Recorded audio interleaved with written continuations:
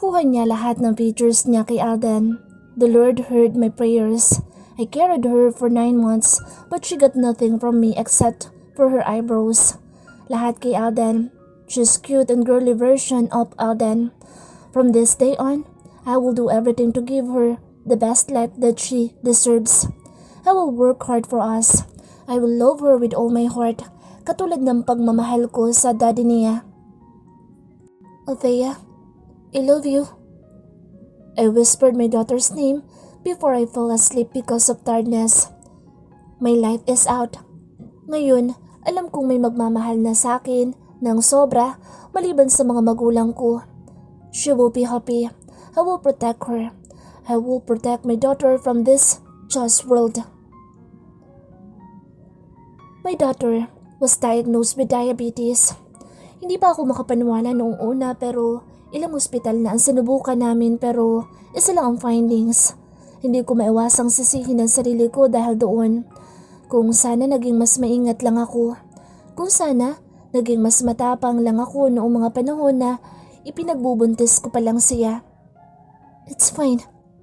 Pag-aalo ni mommy nang maabutan ako na umiiyak habang kandong ang anak. Maran kong pinunasan ang luha sa kapilit ng umiti. Mom, it's my fault. No, it's not. Tumango ako ng marahan sa kabinigyan ng isang halik ang anak sa noo na mahimbing ang tulog. She really looks like Alden. 2 linggo pang nanatili si Ivan at Gina sa mula ng mga anak ako pero patapos yun, pinilit ko na din silang umuwi ng Pilipinas dahil alam kong may mga trabaho pa sila. Si Daddy din, umuwi na ng Pilipinas ng medyo matagal pero bumabalik din siya dito. Mga 1 beses sa 1 buwan para tingnan ang lagay namin. Mom and I are taking care of my baby together. Sobrang nagpapasalamat ako kasi ginagabayan ako ni Mommy sa lahat. Kasi wala ako masyadong alam. It really made me so happy seeing my daughter. Siya ang nagpuna ng mga kulang sa puso ko. Nang mailabas ko siya, naging sobrang saya na ako. She's my little angel in this world. Nang mabinyagan si Althea, pumunta ulit si Ivan at Gina dito para maging ninang. Let me hold her. Pamimilit ni Gina kasi akmang kukunin ni Ivan ang anak ko. She's 3 months old now and I noticed that she hate noise so much. Umiiyak siya sa konting ingay lang na parang sobrang inis na inis. Hindi ko alam kung saan niya ito nakuha o sadyang personality niya lang talaga. Gulat na namilog ang mga mata ni Gina sa kamabilis na tinikom ang bibig. Sorry. Paghingi niya ng tawad kaya ngumiti na lang ako ng mahina sa kanya. Saka mahinang humakbang papunta kay Mommy na may kausap. Mom, mahinang tawag ko kaya kaagad niya akong nilingon.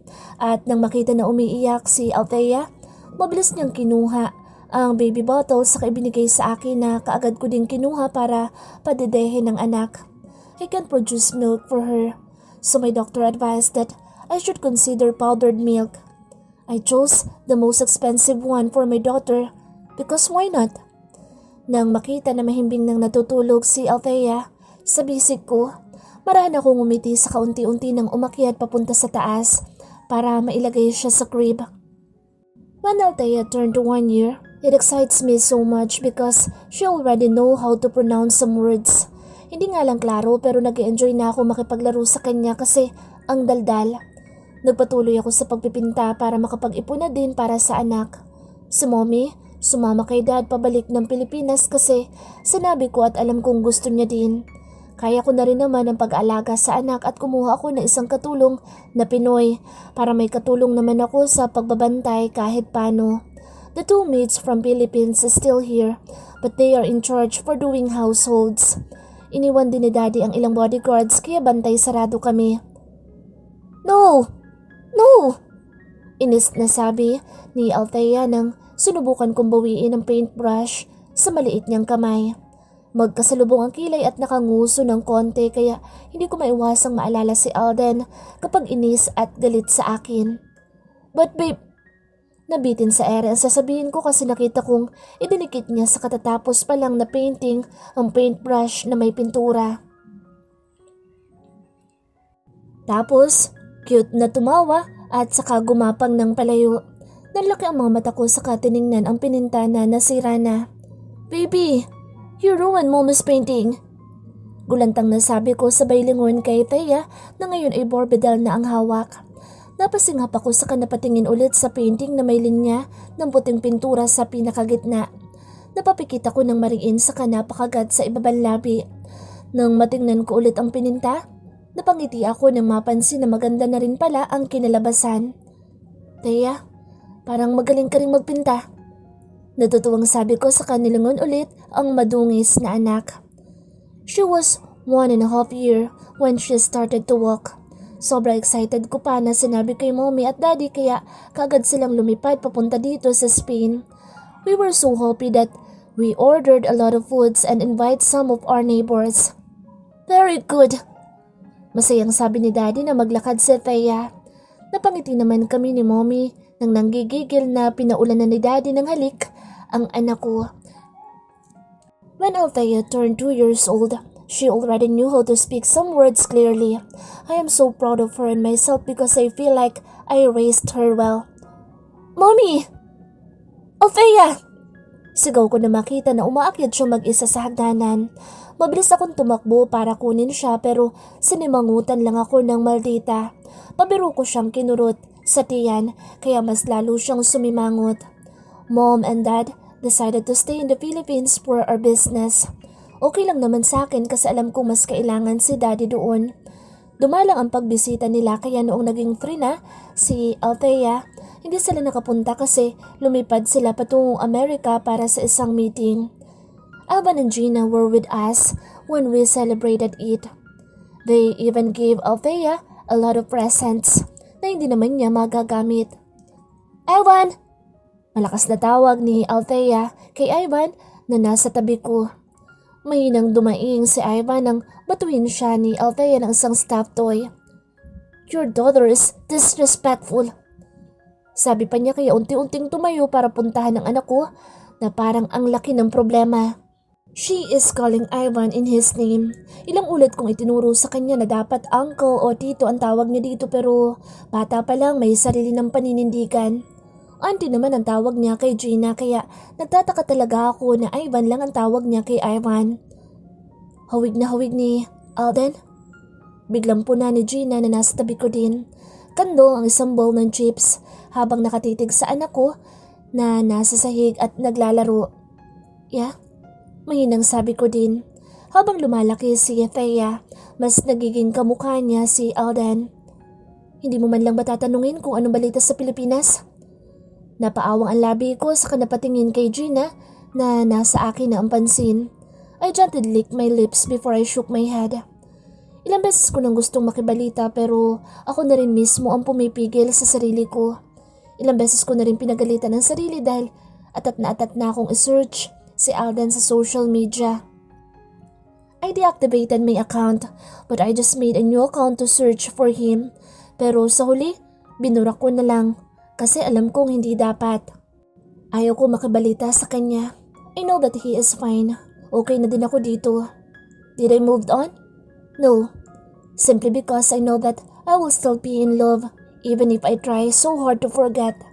Tanggap ko na iba ang pagmamahal ko sa kanya and I am praying for him. Walang araw na hindi ko siya iniisip.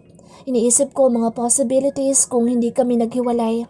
Alam kong impossible pero hindi ko maipagkakaila na miss ko na siya. Pero hanggat kaya ko ayaw kong may malaman na tungkol sa kanya.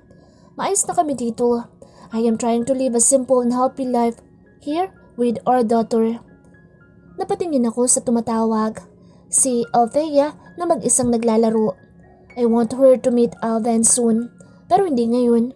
Hindi pa ako ready na makita ulit si Alden. Kasal na kaya sila ni Michelle? Baka may anak na sila. Gustong gusto kong alamin pero alam kong ako lang din ang masasaktan. When Thea turned to 4, we flew to Disneyland for her to enjoy. Malaki na siya at nakakaintindi na.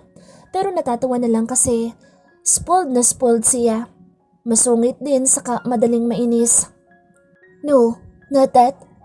Sabi ko na makita na nakatingin siya sa ice cream na kinakain ng ibang mga bata.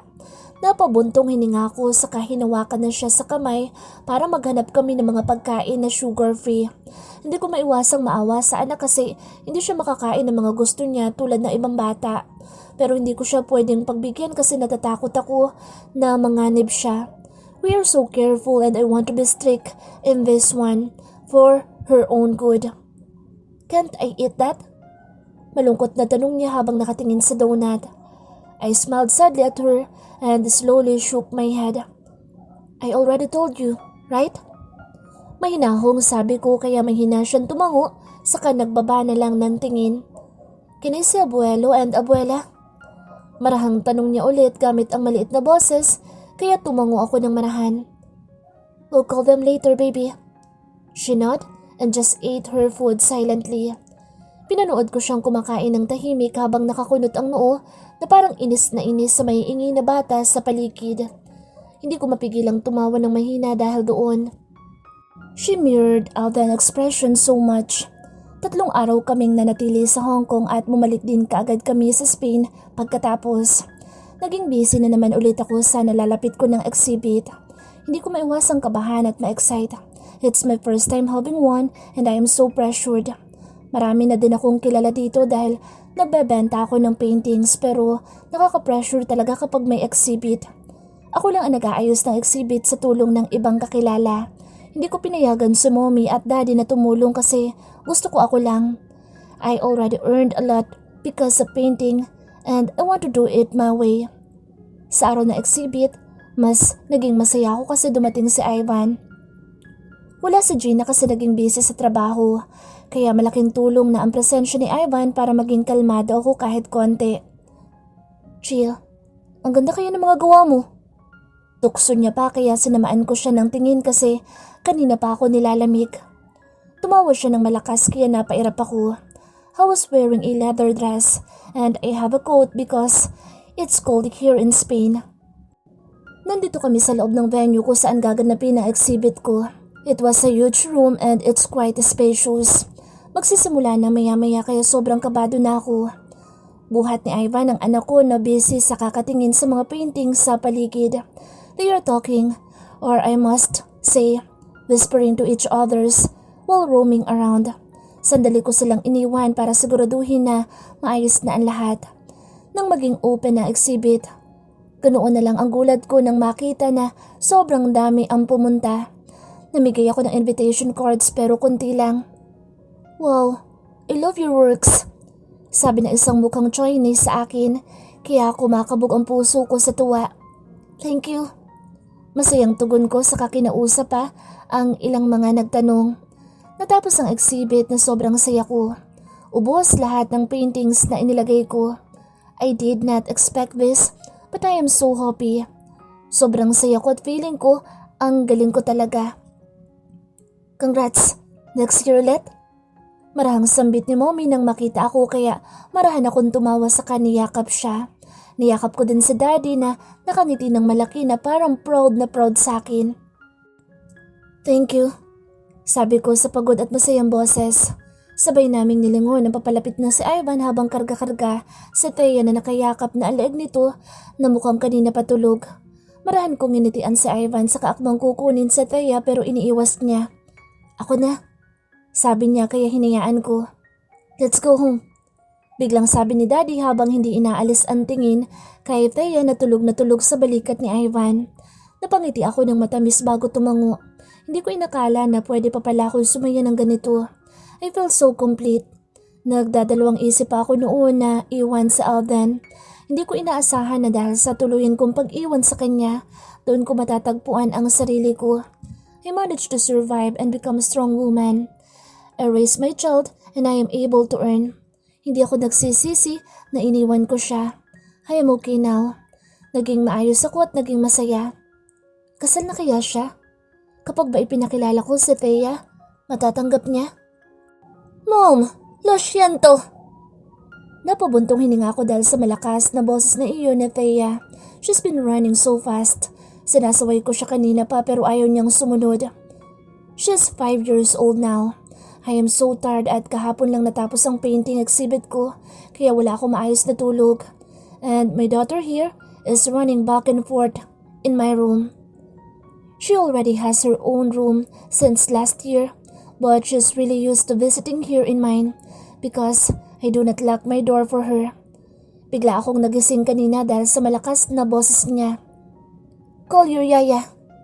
Antok na sabi ko pero maarte lang itong umirap saka mabilis na sumampa sa kama kaya bahagya akong napahinga ng malalim. She's being spoiled again. Makulit niyang tinago ang mukha niya sa unan ko kaya sa pilitan na lang ako na umayos sa pagkakaupo sa kama kahit inaantok pa sana ako. "Mommy!" Nakangusong tawag niya kaya napangiti na lang ako sa kaumiling ng ilang beses. Malambing na tanong ko sa kaunti-unti nang bumaba galing sa kama. Tiningnan niya naman ako gamit ang kuryoso niyang mga mata kaya marihin akong yumuko para halikan siya sa noo at pisngi. "Teya mo." Marahang sambit niya kaya napatawa ako. Thea is a cute girl but she's really spoiled. Alam kong kasalanan ko kasi ibinigay kong lahat ng gusto niya mula pa noon. At ngayon na naglalambing siya, alam na alam ko na may hihingi na naman siya. Sabi ni mommy sa akin, spoiled din ako noon. Pero hindi naman siguro ako kasing spoiled nitong anak ko. Plus the fact that she has no nice attitude. Sobrang maldita na hindi ko alam kung saan nagmana. "What do you need?" Alam na alam ko na may gusto na naman siyang ipabili sa akin kaya siya umaasta ng ganito. I memorized all of her traits already. And I am her mom, so I know her very well. "No," she said using her Spanish accent, so I laughed at her causing her to pout. Mabilis siyang tumalon mula sa kama ko kaya mas lalo akong natawa. Mabilis siyang tumakbo patungo sa pinto ng kwarto kaya mabilis naman akong sumunod. "Where are you going?" Tuloy-tuloy lang siya na umalis kaya napailing ako saka bumalik na lang sa banyo ng kwarto habang may ngisi sa mga labi. Mabilisan akong naghilamos saka nagpa siyang sundan ng anak. Pagkatapos, naabutan ko siyang mag-isa na naglalaro sa sala at nang makita niya ako, kaagad siyang napasimangot kaya dumiretso na lang ako sa kitchen. Binati ako ng mga katulong namin na nandoon kaya bumati rin akong pabalik saka kaagad na rin naghanda ng mga lulutuin para sa breakfast namin. Habang nagluluto ako ng breakfast, pasimple kong sinisilip ang anak na mag-isang naglalaro ng Barbie doll niyang malaki. I can't help but to smile, seeing her like that. Hindi nagtagal, naluto na din ang mga niluto ko para sa breakfast at yun din ang pagdating ni Ivan. "Hi!" Bati ko habang naglalakad papunta sa living room na may ngiti sa labi. Matamis din siyang umiti sa akin pabalik saka mabilisan na nilingon sa Thea na walang pakialam. "I visited. I hope it's fine." Natatawang sabi niya kaya ipinilig ko ang ulo ko bago tumawa na din. "Para ka namang iba." Sabi ko saka napatingin sa anak ko na ngayon ay nakataas ng isang kilay habang nakatingin sa akin at kay Ivan. "Ivan!" Masungit na sambit nito kaya napangiwi si Ivan. "Good morning, little spoiled brat." Nakangiting bati ni Ivan pero inirapan siya ni Thea sa kadahan-dahang tumayo at kaagad na lumapit sa akin. "Sorry." Paghingi ko ng tawad kay Ivan dahil sa inasal ni Thea. "It's okay." Marahang sagot niya sa kamarahang hinila sa Thea para halikan sa pisngi kaya tumili ito. "No!" Sigaw ng anak ko kaya natawa na lang ako. Ivan loves to annoy her. "I miss you." Natatawa ko na lang silang inaya papunta sa kitchen para kumain na. Ivan arrived here yesterday to support me on my exhibit. And I really appreciate it because Mom and Dad did not make it. Same as Gina. Masaya ako na pumunta si Ivan kasi kahit paano alam ko may sumusuporta sa akin. "I'll eat here."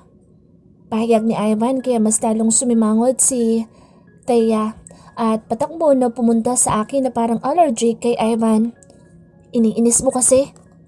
Natatawang sabi ko sa kamarahang binuhat ang anak para paupuin sa silya na para sa kanya. "You're spoiling this little kitten." Nakangising sabi ni Ivan sa kamarahang kinurot ang pisngi ni Thea. "Ivan!" Parang matanda naman na sigaw ng anak ko kaya napailing na lang ako sa kanilagyan siya ng pagkain sa plato niya. "Chill." Natatawang sabi naman ni Ivan saka nagsimula na rin kumain. "So, how's life?" Marahang tanong ko kay Ivan habang sumusulyap kay Thea minuto kasi maraming nasasayang sa pagkain niya. Fine. Kibit-balikat na sagot ni Ivan saka medyo nagtagal ang titig sa mukha ko kaya bahagyang napakunot ang noo ko saka nag-iwas ng tingin. That's good. By the way, do you have plans on going back? I mean, in the Philippines. Napalunok ako saka bigla na naman pumasok sa isipan ko si Alvan. It's been almost 6 years. Hindi ko alam ang sagot kasi hindi ko alam kung kaya ko na bang bumalik sa Pilipinas. Hindi ko yata kayang makita si Alvan.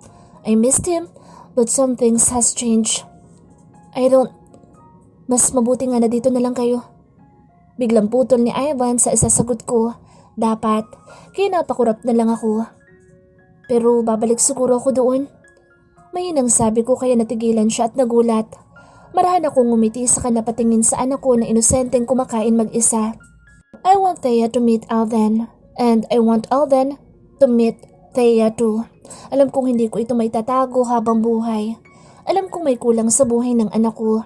Matalino siyang bata at ayokong dumating pa ang pagkakataon na siya na mismo ang magtanong sa akin. Alam kong curious na siya sa mga bagay-bagay. Hindi ko yata kayang marinig galing mismo sa kanya kung bakit wala siyang daddy tulad sa ibang mga bata. You let Thea to meet Alvan? Parang inis na tanong ni Ivan kaya hindi ako makasagot kaagad. Alvan? Namilog ang mga mata ko nang marinig iyon galing mismo sa anak. Nakakunot ang noo niya. Saka pabalik-balik ang tingin sa amin ni Ivan na para bang may nakapukaw ng interest niya. Kaagad na kumabog ng mabilis ang puso ko dahil sa kaba. Hindi ko alam ang isasagot ko. Napaawang ang nanginginig kong labi kaya mas lalong nagsalubong ang kilay ng anak ko na parang sobrang nagtataka. Just random guy we know. Thea. Sagot ni Ivan pero hindi natanggal ang pagtataka sa mukha ni Thea pero kahit ganoon, nagpatuloy siya sa pagkain. Napahinga ako ng malalim dahil sa kaba. Bigla din akong namawis ng malamig kaya kaagad kong tinignan si Ivan na nakatutok lang din ang mga mata sa akin. Mahal mo pa? Malamig na tanong niya kaya mabilis kong ibinaba ang mga mata sa akin na kain. I can't answer that. Kahit alam ko naman ang sagot pero hindi ako sasagot. Just eat, Ivan. Malamig na sabi ko kaya matunog siyang umisi saka nagpatuloy na lang sa pagkain kaya ganoon din ang ginawa ko. Matapos namin kumain, kaagad na naglaro si Thea sa living room. Pero bago pa ako makapunta doon, kaagad na siyang namilit na gusto niyang lumabas para doon maglaro. No, hindi ko pagpayag kaya kaagad na tumulo ang mga luha niya habang matalim ang tingin sa akin. I want to play? No. Nang humikbi siya, doon lang ako napapikit ng mariin. Sa huli, hinayaan ko na lang siya maglaro sa labas pero pinalitan ko siya ng mas makapal na damit dahil sobrang lamig na sa labas. She's wearing a cute pink, thick leggings and thick jacket and I also let her wear a fur coat and bonnet, then boots to make sure that she will feel the heat. Nagpalit na rin ako ng isang simpleng black pants at saka boots at sleeveless top na pinatungan ng isang makapal na coat. I can't let her play outside alone.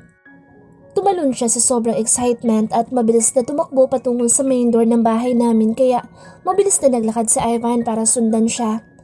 Ivan, please. Paalala ko kay Ivan kasi careless si Thea most of the time. Babantayan ko. Sabi niya kaya marahan na tumakbo para mahabol ang anak ko na tumatakbo na. Last day na ng November kaya sobrang lamig dito ngayon. Walang snow pero halos maging yelo na ako sa sobrang lamig. Walang masyadong lumalabas na mga bahay kasi sobrang lamig. May malapit na playground dito sa tinitirhan namin sa division at doon laging naglalaro si Thea. She has some friends here pero konti lang din kasi marami siyang ayaw. Masyado siyang mapili sa mga kalaro kahit ang bata-bata pa niya. Sa ngayon pa lang alam kong lalaking sobrang arte ng anak ko.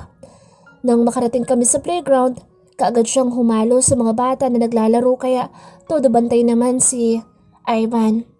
Nang mapagod sa kakalaro, sabay-sabay na tumakbo ang mga bata patungo sa isang ice cream shop kaya naiwang mag-isa si Thea. Napaawa ang labi ko sa kadali-dali na naglakad papunta sa kanya. Let's go. Marahambulong ko kaya matamlay siyang tumango saka itinaas ang kamay para magpabuhat sa akin na kaagad ko ring ginawa. Let me carry her. Sabi ni Ivan pero isiniksik na ni Thea ang mukha niya sa leeg ko kaya umiling na lang ako kay Ivan. She's already heavy but she loves it when I carry her a lot. Kaya kahit mabigat sadyang kinakaya ko. Oh baby. Mahinang bulong ko sa tenga niya kaya kaagad niyang inalis ang mukha sa leeg ko para tingnan ako habang may ngiti ng malapad. I'm so excited, mommy. Napangiti na lang ako saka mas lalong binilisan ang paglalakad. Pagkarating namin sa bahay, hindi rin nagtagal si Ivan kasi may gagawin na siya sa hotel room niya. Malapit lang naman dito sa amin ang hotel kung saan siya ngayon. Hindi sana ako papayag na sa hotel siya magstay pero nung nag-offer ako na dito na lang siya sa bahay kasi malaki naman, kaagad naman siyang tumanggi. Hindi na rin ako namilit. Thea and I bake her favorite sugar-free cookies and after that, we watch some cartoons in my room. Nakatulog siya dahil sa panonood kaya ginamit ko ang time na iyon para tumawag kay daddy at mommy. Mga 7 buwan na silang hindi dumadalaw dito kaya miss na miss ko na sila. Alam kong busy si daddy doon pero gusto ko sana na makasama sila ngayong Pasko. Thea is missing them so much. Palagi naman kami tumatawag pero iba talaga kapag nandito sila. Mom, kaagad na bungad ko nang masagot ni mommy ang tawag ko. Amber, your dad is still in work. Kamusta kayo? Dinig na dinig ko ang lungkot sa boss niya kaya nalungkot na din ako. We missed you. We missed you too. Mahinang sagot niya kaya pasimple kong nilingon sa Thea na mahimbing nang natutulog sa kama ko. Hindi yata kami makakapunta ng Spain kasi may problema sa isang investor. Malungkot na balita ni mommy kaya mas lalo ako nakaramdam ng lungkot. I am feeling kinda homesick. Mom, maayos lang ba kayo? Sa Thea. She's sleeping. Kagagaling lang namin sa labas kasi naglaro siya doon. That's good. Hindi ka ba nahihirapan? No, we are good here. That's good. I am so proud of you. Marin akong pumikit sandali dahil sa pag-iisip. Mom, what is it? Huminga muna ako ng malalim bago tuluyang naisatinig ang iniisip. Pwede bang kami na lang umuwi ng Pilipinas? Dadalhin ko po sa Thea. Maingat na tanong ko, kaya tumahimik ang kabilang linya. Of course, you can. Puno ng galak na sagot ni mommy kalaunan kaya unti-unti nang sumilay ang ngiti sa mga labi ko. Papayag po kaya si dad? He will. He will. I am sure he will. Puno ng saya na sabi ni mommy kaya mas lalong kumakabog ang dibdib ko dahil sa excitement. Tumagal pa ang pag-uusap namin ni mommy ng ilang minuto nang tuluyan ko nang naibaba ang tawag. Bahagya akong tumingala sa siling ng kwarto ko. My heart pounding very fast because of some feelings that I could not name. Sa ilang taon kong pananatili dito, walang araw na hindi lumilipad sa Pilipinas ang utak ko. I missed that country. I missed my friends there. Miss na miss ko ang klima doon pero makikita ko kaya si Alden doon? Sabihin ko man na hindi pa ako handa pero gustong gusto ko na siyang makita. Some things has changed.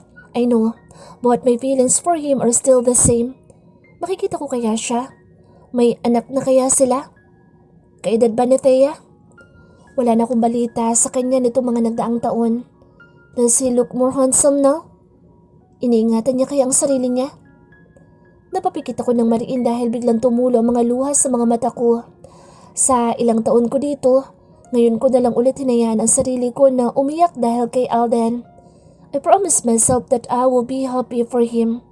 I will be happy for him. Bumalik si Ivan sa Pilipinas. Hindi umaalis sa isip ko ang planong umuwi ng Pilipinas pero kabado pa din ako. Hindi ko alam kung nasabi na ba ni mommy kay daddy ang plano ko kasi hindi naman nabanggit ni daddy sa akin noong tumawag siya.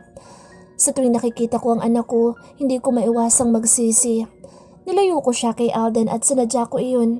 Darating ang panahon na magtatanong siya at hindi ko alam ang isasagot. I really want her to meet Alden pero nagdadalawang isip pa rin ako. Hindi ko matukoy kung ano ang mga rason kung bakit hindi ko magawang bumalik kahit kayang-kaya ko naman. Maybe because I am afraid to feel the same pain again. Takot ako na makita si Alden na masaya sa iba. But I will be happy for him, right? Bakit naduduwag na naman ako ngayon? Mommy? Inosenteng tawag sa akin ni Thea saka kinalabit ako sa bandang bewang kaya marahan ko siyang nilingon. We are on a mall and I am busy finding some new clothes for her here in the Gucci store. Nanliit ang mga mata ko nang makita na may itinuturo siya sa bandang harap namin, kaya wala sa sariling napatingin ako doon. Napaawang ang mga labi ko nang makitang itinuturo niya. Sa una, akala ko ice cream lang ang tinuturo niya kasi curious siya sa lasa. Pero nang makita ang isang masayang pamilya na kumakain sa labas, doon ako mas natigilan. "Baby, siya sa daddy," sabi niya sa maliit na boses kaya napalunok ako. Ito na ang iniiwasan ko.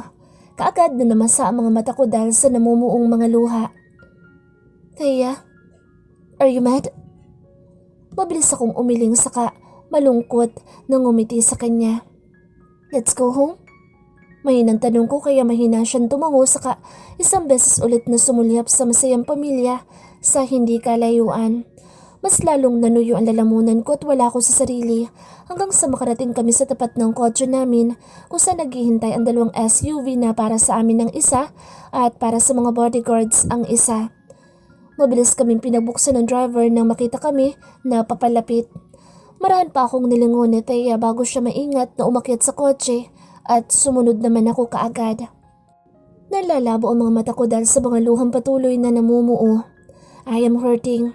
Nasasaktan ako sa nakikitang lungkot at pagtataka sa mga mata ng anak ko. Gusto kong alisin ang lungkot na iyon pero paano? Hindi ako handa sa mga ganito.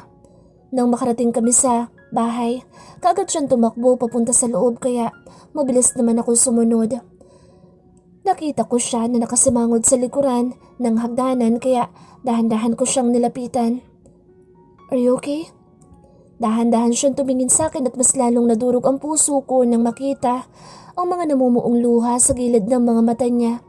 Namumula na rin ang ilong niya na parang iiyak na siya. Maya-maya, "Where is my father?" Tuluyan ang nahulog ang mga luha na kanina ko pa pinipigilan. Marahan akong lumuhod sa kamaagap na hinuli ang mga kamay niya. Marahan ko siyang hinila para sana yakapin pero nagmatigas siya kaya hindi ko nagawa. "He is in the Philippines," sabi ko gamit ang basag na boses kaya bumagsak na rin ang mga luha sa mga mata niya. "He doesn't want me?" Marahan akong umiling bilang sagot pero mas lalo lang siyang umiyak. "No. Where is the Philippines?" Marahan akong lumunok saka umiwas sa umiiyak niyang mga mata kasi mas lalo lang ako nasasaktan. "Abuela, is it far?" "No." Marahang sagot ko kaya napaawang ang mga labi niya. "Can I meet him?" "Yeah." "What if he'll hate me because I am a bad girl?"